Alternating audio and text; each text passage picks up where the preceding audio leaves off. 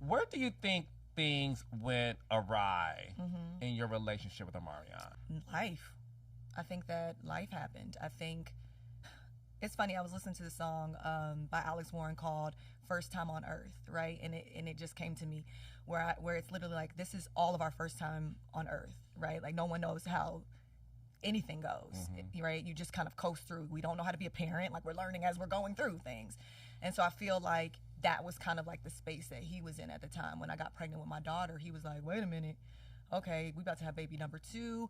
I don't know. I'm maybe guessing for him, but he kind of was in a different space.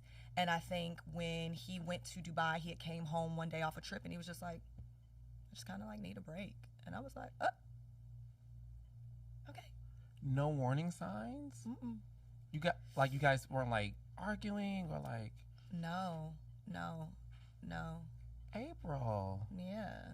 But I get it. I get it. Like, but at the time, though, I didn't. You didn't. Yeah. So he literally came home and just said, "I need a break from this." Yeah, that he wasn't happy with certain the women that was in his life. You know, he was like, I'm just kind of like feeling like, I think he was feeling a lot of pressure. You know, Omari takes care of his family, and like, you know, he's that for his family.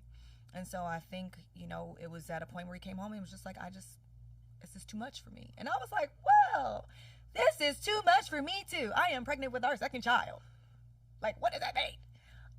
And yeah, I said, okay, I'll give you a good month to let me know why it is that you feel this way. And he never did. He never was expressive to me about why he needed this break. Yeah. And so I said, well, okay, I had to think, well, if my daughter came home and she told me, you know, that this happened to her, what would I tell my daughter? To get the fuck up out of there. That's what I would say, excuse my French. And so I decided to get an apartment and I decided to move out of our home, and that's kind of the split.